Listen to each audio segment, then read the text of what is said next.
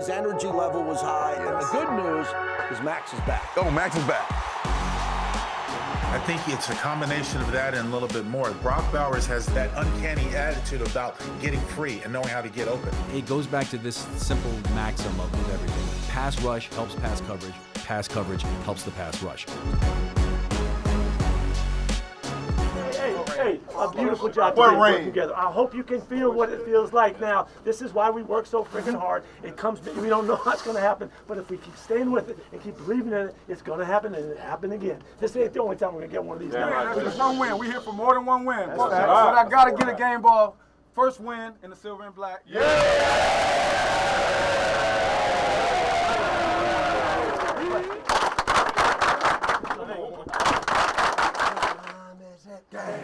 What time is it? Game time. Whose house is it? Our house. Whose house is it? Our house. Hey, get off the house!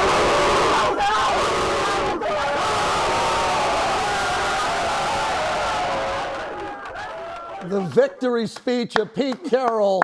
We're back on Raiders Roundtable, presented by America First Credit Union. I'm JT. Here's the Hall of Famer, Eric Allen, and Pete Carroll's undefeated. And you're undefeated since you put that gold jacket on. That's right. Let's go. We're all undefeated. It's the Hall of Fame show. My man, JT the Brick. Man, what an incredible atmosphere. Week one, you get the huge victory on the road against those hated Patriots one more time. I think that's 3 in a row or 4 in a row or something like that. So, I mean, just huge congratulations to this football team, this organization, from the signing of Pete Carroll, the draft, the free agency moves. Everything has worked out correct. And we started talking about competition, great competition yesterday out there in Gillette Stadium. Yeah, I also want to congratulate John Spytek and his staff for putting that team together. And that was a Pete Carroll type of victory because halftime adjustments. We're going to get into that a lot on this first show. It's the fact that they went in, they opened up with a big score. Yeah. We'll take a look at that in our opening highlights here, how they were able to do this. This deep ball from Geno was unbelievable. It was on target. Take us through this play. Yeah, okay. So in this situation, they have a blitz on, so that nickelback is told to hold at about 10 because the pressure is going to get there. It didn't get there. So then, and being able to recover from a turnover, really big for us. That's great coverage for Chin. Yeah, that's a great throw by May, great catch by the young, shifty receiver there. But we have to figure out a way to be able to respond after the game is tied, and that's the thing that experience gives you, to be able to come back after contact. We get our guy Ashton Jeanty in the end zone. That's a statement run. You see right there, we got to get our guy the touchdown. Of course, our great. Not easy to kick in that atmosphere. Not easy. You showed me the highlight or the weather report and the rain that was coming down early, so the field wasn't great, but we were able to respond after adversity and kind of get it on. See, we rolled the pocket a little bit. This was a huge play by the young player Thornton. Gets another one. Yes, first down, and that kind of sealed the game. You see the excitement of the receiver room. You know the guys are all together. This is all started in preseason when we're talking about this football team understanding how to win, being relentless. Max Crosby, again, showing up with a sack and another outstanding play. And these are the types of games, and you see our guy, 45 right there, ready to make sure that quarterback does not get any closer to the first down. Love the fact that it was an overall game team win, from the coaches making adjustments, players making plays, quarterback being mature, having a record-setting day. How many receivers caught balls, JT? Probably 8 or 9. He was right. When Fred Blitnikoff may have caught a pass yesterday. That was also a fumble. Tuck rule. Yeah, that was right. A fumble, and that's Max had it there. But look at the stats and what happened here. 362 passing for Geno, and there was about a quarter or a quarter and a half where the Raiders couldn't get anything going. That's right. Geno could have thrown for 450 in that game, no doubt. The turnovers are down. That one interception came on really triple coverage on a tip ball. Wasn't a clean interception there, but the sacks, both teams got after the quarterback there. Raiders didn't rush it well, but as we talked about Ashton Jeanty, he got a touchdown in his debut on the road in a victory. So as everybody looks at fantasy stats, Ashton's going to have a monster season, I believe, but he needed to score. He needed to say to his family, all of his fans, yeah, I went on the road to a place that gave the Raiders nightmares for 30-plus years. That's right. And he was a big part of that win. Big part. And if you saw the first drive, I mean, he averaged probably 5 or 6 yards a carry on that first drive. So you say to yourself, what does a defense have to do? Just like we make adjustments, their defense, and Mike Vrabel obviously is going to make adjustments. So then they start to bring up that secondary to try and stop the run, and that's where we're having those record-setting days. So that's how it goes, guys. You have a running game that was really working early on. That first drive, he had some really good runs, had probably 5 or 6 yards after contact on each one, scored a touchdown. So what does the opponent do? The opponent says, hey, I have to roll people in the box to really help with the run, and that's where we started getting those big chunk plays from our offense. So that's kind of how, not easy, but that's how the game flows. That's how it's supposed to flow. So if teams want to take the run away, then we're going to have those great games by Geno and all our receivers. There's going to be some teams that are going to make us have to run the football, and that's where we're going to have those huge days by Ashton Jeanty. So a lot of players to hear from after the game, after the victory. We start with Isaiah Palomal. There were people that said the offense can be pretty good. The defense probably won't. Like, did you hear that? And yeah, I mean, have a game like I see it all. You know, everybody's talking about the defense is going to be the weakness of our team, but you know, it's great to come out and have that type of game for our defense, and we got to build off of that. Then it's over now. Raiders need turnovers. He got one. Yeah. That's important, and that was not really an easy interception. You had 54. Some of them were easier. Some of them they hit you in the chest, one-handers. But what's it like for him to get that early interception and build on it this year? First of all, we were making those comments about we weren't going to be good. We were so vanilla in the preseason. Like, anybody could throw stuff at us.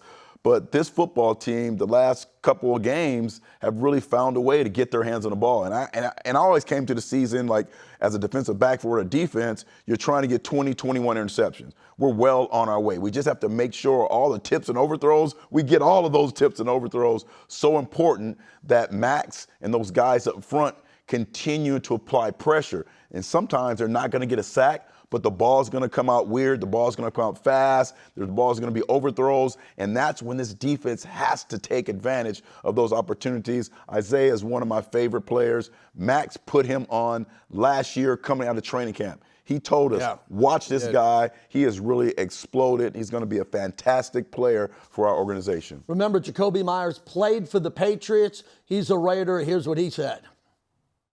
I talked about this game for a long time this offseason. It's meant a lot to you to get the win. We're looking to come out here with a victory first.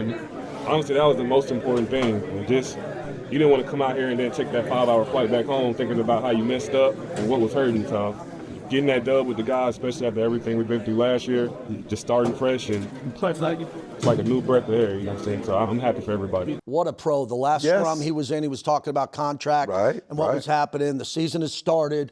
What a pro. At practice, Coach Carroll talks about him, and he played a big role. He took some hits in that game. He did. He gave some hits back. He's a tough player. Amazing. And this is how you handle your business if you're a professional football player.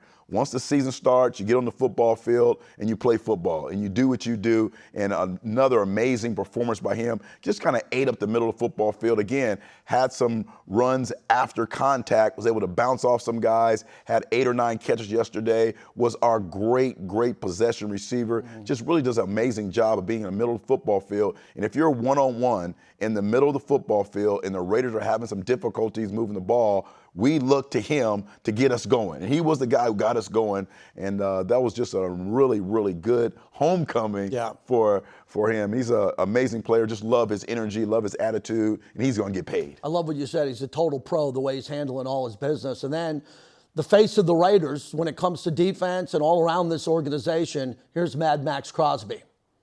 Good name moving around. Obviously, you want to do that with any quarterback, you specifically, and your team. Did you feel that? Did you feel he was rattled a bit at times, at Porce and stuff? And that's obviously your goal, I suppose. Yeah, I mean, that's your goal every time. As a D lineman, as a disruptor, you know, I look at myself as a game wrecker, and that's what I got to do is just piss everybody off and fly around and crack skulls. And I feel like, you know, we did that. We put that on display today. It wasn't, you know, there's definitely some things I can get better at and clean up. So that's what we're going to do every single week. So, yeah. You look at Max, some games he's going to have 2.5 sacks, right? A strip sack. he came on strong at the end of that game, okay? Getting after May with the game on the line. That's what Max is about. He is not a stat guy. He's not, look at me, look what I did. He's a disruptor, and he disrupted the Patriots. Yeah, the ultimate Raider. Yeah. Doesn't matter what era, what year. He could have played for any Raider football team. And his mark on this, not just this team, but in the league is 100%.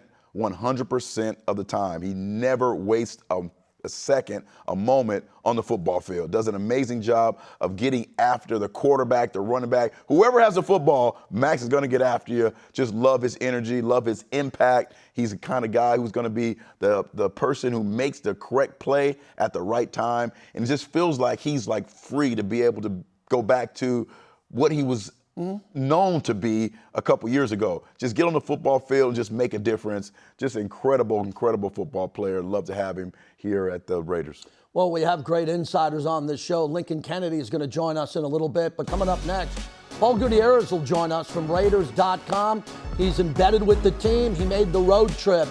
His thoughts are coming up next on Raiders Roundtable.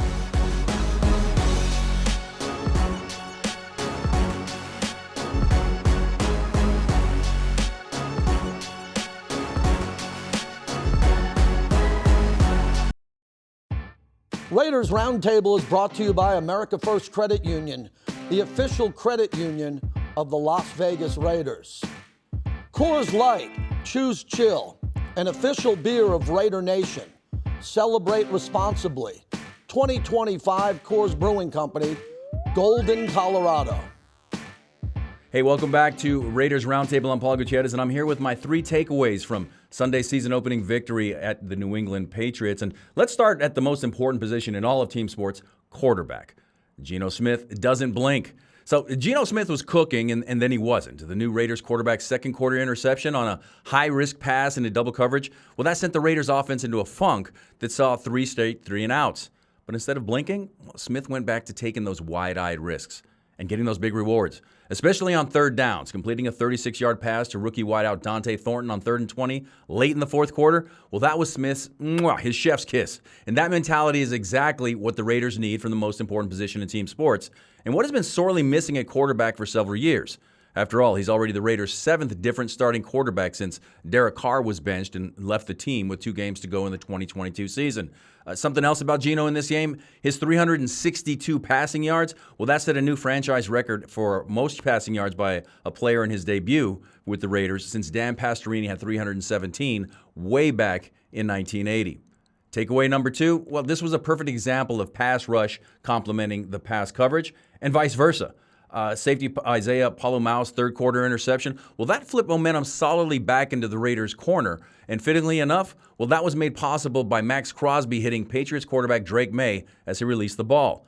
As Palomau told me, the defensive backs only have about 2 or 3 seconds at most to cover a pass catcher. So they need all the help they can get from the guys rushing the quarterback. And as Crosby told me, sacks come in bunches and they're helped by the secondary. There you go, the aptly titled coverage sack.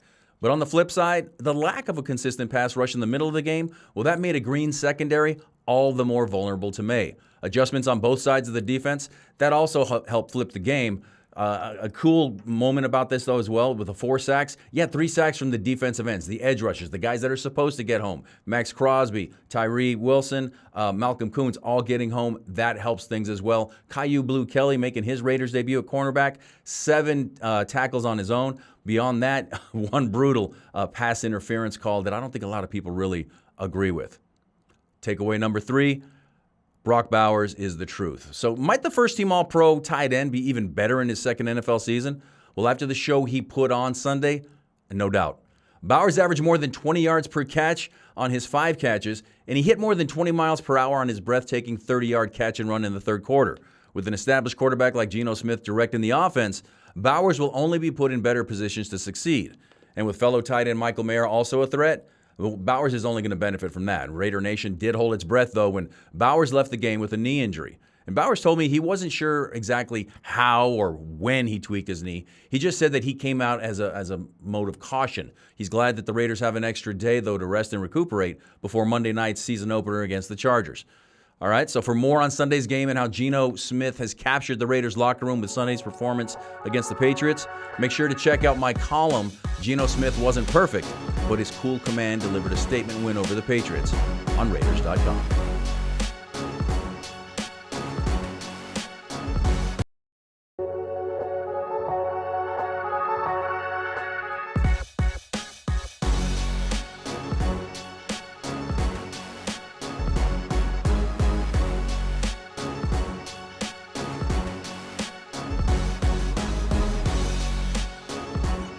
Welcome back to Raiders Roundtable. We are thrilled to bring in our legendary Pro Bowl tackle, the great Lincoln Kennedy.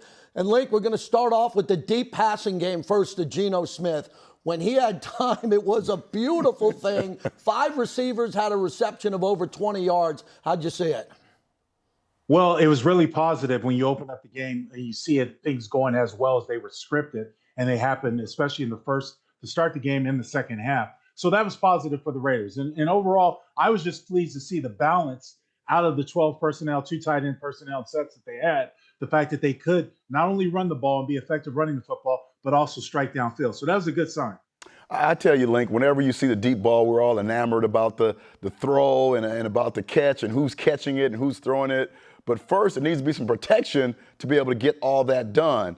It was kind of like a roller coaster, but on those great throws, which you were record-setting throws as far as the quarterback's concerned in the third quarter, talk to us a little about what it takes for the offensive line to be able to protect so our quarterback can make those big plays. Well, the offensive line gave up 4 sacks, which is not something that you want going forward. But at the same point, they are going to have their issues because, look, let's face it, this offense is just starting to play together.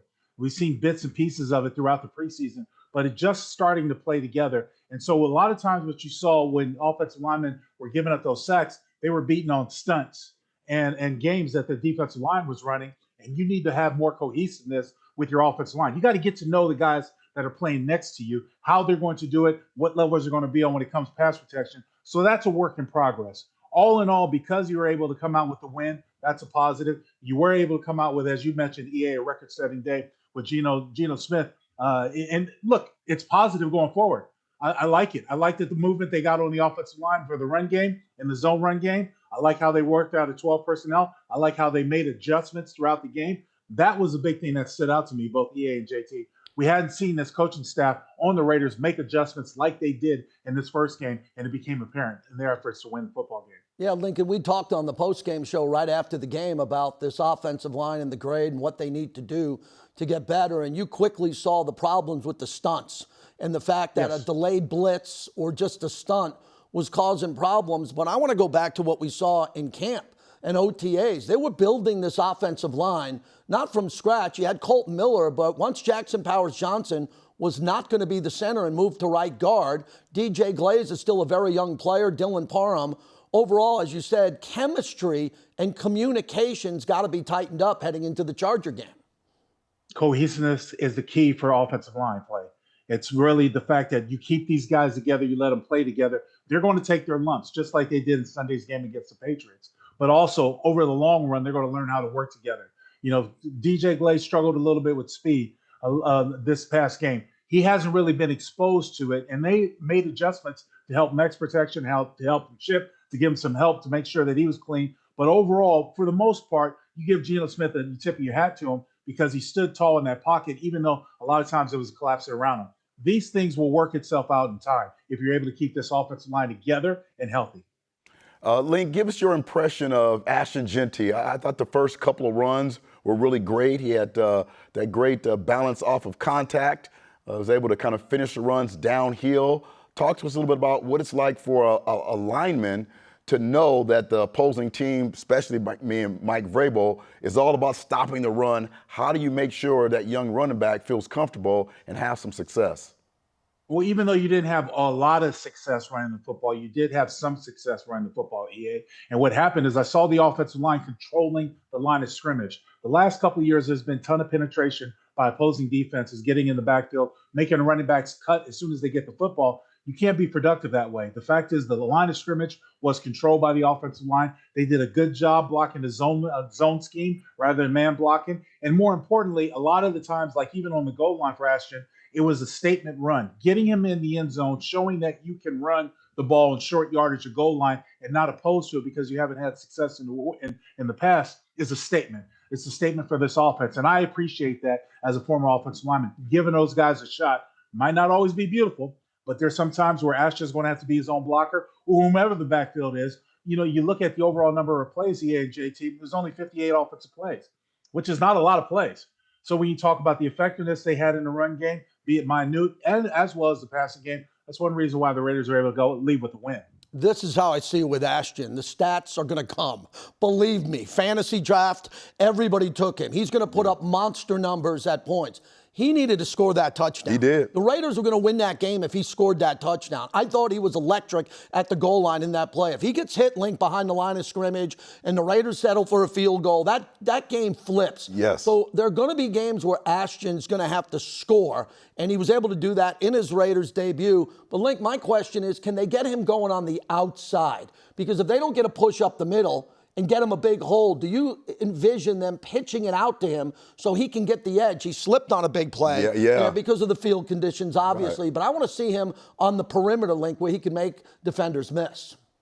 I think he can definitely do that, JT, and you're going to be able to do that with either tunnel screens or either sweeps to the outside. However, this offensive line has not shown a great deal of history being effective with those outside perimeter runs. So you have to work it into your system. That's why I was so glad to see the push they got inside the box. What ends up happening if you use the small building blocks as you're moving forward, you start to be able to run between the tackles. You show how effective you are. People are going to collapse down on the tackles. Then you can get the perimeter. You can get the edge. But you got to have great tight end blocking. Mayer did a good job. We'll see how Brock Bowers is with the injury. But running out of 11 and 12 personnel, that's what's key because you got to be able to block, have those tight ends be able to secure the edges to get on the outside. Link, one more question on offensive line before we move on is, can you explain real quick the difference between man blocking and zone blocking? Man blocking is you're assigned a specific assignment. For example, if I'm a tackle and I'm uncovered, I'm going to block with my guard to the linebacker adjacent for the run play. That's man blocking. Everyone is assigned a man. Zone blocking, you're blocking an area. So as an offensive lineman, you run to an area. Who's ever in that area, you never pass the color, you block them. What ends up happening with zone blocking, it's more of a tandem style blocking where you have to do backside cuts and frontside shifts to where you're able to block the area, all defensive line as well as the secondary, the middle linebackers or linebackers area. That's what I talk about blocking the box. Lincoln, I want to get into the linebackers, and we'll wait to see what happens with the Landon Roberts. We said this when we talked in the preseason, and if you line these guys up properly, because they're veterans, they'll get to the ball. They'll tackle because they're veterans. They're really good. Devin White had a monster game. He was unbelievable, especially when Roberts went out, Pratt. But then I looked at Jamal Adams, and his numbers were really good. Go ahead and tell me overall what you thought of the linebackers, because I thought in the second half they were the stars and won that game. I thought it was a solid A out of the linebacker crew, even when Rob went down. The fact is that this defense, the way this defense is set up, guys, it's very aggressive by the defensive front. You allow your linebackers to roam free and be able to shoot gaps. And the thing is that if you're going to shoot that gap or get downhill quick, you better make the tackle. And for Devin White, he happened to be a lot of times in the backfield, making his presence felt. That's why he had an 11 tackle day with 8 solo tackles. So that was good to see. Jamal Adams, still a liability somewhat in the pass game, but they were able to work it in. This defense is predicated on deriving pressure from its front four. They're not a very good zone team right now. There's still a little miscommunication on the back end with the secondary. So you have to play a lot more man, which means you have to be aggressive when you're talking about that defensive front getting there. And the thing is, the Raiders would prefer to do it with 4 rather than have a dog or anything like that. So you don't want to expose your linebackers like that. But you put your linebackers on an island where their man coverage, whether it's a tight end or a running back, some teams might be able to strike while the iron is hot. For the Raiders' standpoint, the Patriots weren't that elusive of a passing game. So, and they had some issues with the conditions yesterday. So that was one of the reasons why they were also able to win as well. I love the fact those linebackers were running downhill on first and second down, making sure they weren't giving up a lot of run space. Let's talk about that red zone, which is so important. Last year, defensively, did a really good job on third down and in the red zone yesterday, opposed to having difficulties dealing with the red zone and third down last year. What about the red zone package we saw yesterday?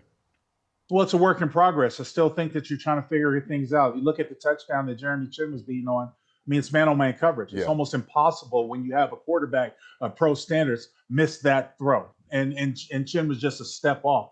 But it's going to come. He's going to understand what he's got to do in coverage, especially the people that he's facing, which is a big thing when you come into film prep and scouting out the scouting report, who you're going to face and what they do well. But these are things that are work in progress. The fact is, EA, that defensive front has got to get pressure no matter where they are. And you want to do it with 4 rather than 5 or 6 or put him on an island. So you could do more things on the back end because the space is condensed. As you know, EA in the red zone, there's a few more options defensively you can do. But it's almost impossible these days by the pro standard to cover man on man if you're not on top or running the route of the receiver when he starts it. Well, Link, as we wrap it up, I think the first half defense compared to the second half defense is what I'm going to take away. Caillou Blue Kelly and Eric Stokes, they did a nice job. And listen, I wasn't sold on this a couple of weeks ago. I still thought they were going to go shopping to get a veteran. Pete Carroll proved to everybody that he trusts those guys. He saw enough of them, Link, on film and practice, behind the scenes with their professionalism, compete, all that, and just look at the first half compared to the second half. They hold them to 3 points. There's a takeaway, 4.2 yards per play. They got out of there with the win, and those young defensive backs and even the veterans and Jeremy Chin and what we saw in the back end with Isaiah Palomal, they should be really celebrating before they get back to work because they got out of Dodge with the win. And that second half, they were in lockdown mode. Well, they made adjustments, and that's where I give Patrick Graham and his staff. They made adjustments to figure out not only one way that the Patriots are trying to do as far as route distribution, but more importantly, find a way to make Drake just hold the ball a little bit longer and hesitate, the quarterback of New England Patriots. So I thought it was a good transition from one half to the second. We saw them get exposed a little bit, somewhere in the passing game. And look, they still got plenty of work to do. This is a young secondary, but this is also when a coaching staff shows that they believe in you and put you out there. You respond the way you do. That helps build confidence, not only for the coaching staff to players, but also players to the coaching staff and the team as well. Link, we're excited to talk to you every week for your analysis. A+. That's right. Right there, my friend. Thank you so much. San Diego's finest. No, I got you guys. I love you, man. There you go. The great Lincoln Kennedy. And we spent a lot of time already talking about adjustments. Yeah. That was a Pete Carroll adjustment game, and he was able to do it, and it showed up in the second half. JT, what I like, we heard this in preseason, that Patrick Graham and Coach Pete were going to kind of merge their defensive philosophies, and basically we saw a little bit of both yesterday, and at the end, I think the marriage was great. They did an amazing job in the red zone, which is most important, sending multiple guys to stop the runs, forcing that Patriots football team to have to pass the ball, and did a really good job getting that turnover. When we come back on Raiders Roundtable, we'll go around the AFC West because we got a big showdown on Monday Night Football against the Chargers. Welcome back to Raiders Roundtable. JT along with the Hall of Famer Eric Allen. Now let's take a look at the AFC West, which gets interesting here because a little surprising. I thought the Chargers looked outstanding. Looked great. In Sao Paulo, Brazil. They played well. They brought the pace to Kansas City, and Justin Herbert was allowed to throw it. I was led to believe they wanted to run the football. Watch out, he's a gunslinger. Without a doubt, Coach Harbaugh kind of went away from what we all know about Harbaugh, wanting to run the football and pound it through the ball. And you're right, Herbert had one of his best games of his career. Broncos, on the other hand, got the W, but didn't look great. No, I thought defensively kept them in the football game. Offensively, definitely struggled against a football team I thought they were going to really have some success with. Of course, the Chiefs are the Chiefs, right? You know, Patrick Mahomes looked amazing and looked great, and they were down to like their third or fourth receiver. Kelsey had a touchdown. Not sure about the running game as of yet. Defensively, they were kind of just, the Chargers did what they wanted to do and threw the ball all over the place. So it'll be interesting to see kind of what happens with them, but it goes to show you that the AFC West, anything can happen. And it's going to be a big game on Monday. Xavier Worthy went out of the game instantly, and Rashee Rice is suspended for 6 games. He comes back for our game, and I looked in Kansas City, they just rolled those receivers out at you. And they had Travis Kelce who got a touchdown. But the Chargers winning that game, I think, sent the message to everybody when it comes to the Chargers being improved, Can Kansas City take a little bit of a step back? It was nice that someone else beat them, other than the Raiders, right? Yeah. So they were able to do that. That's right.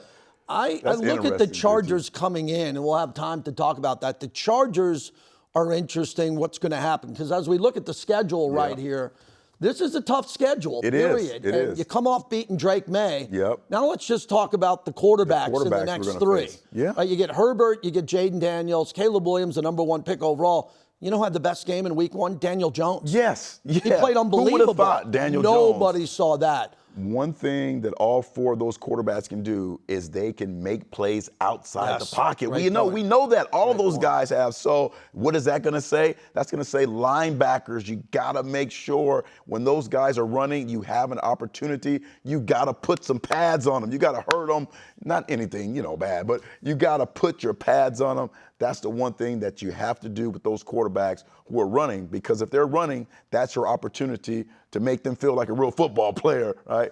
This is going to be a really gauntlet here as far as our pressure, our coverage. We all have to be tight with our coverage and make sure that pressure gets there for those quarterbacks. Pete Carroll told me in our sit-down last week he needs Raider Nation. Yes. Needs you out of Legion Stadium, big time, for Monday Night Football against the Chargers. Wear black, show up, and be ready to roll. Let's go. We're rolling here on Raiders Roundtable. Great to be back, everyone. Thanks for having us.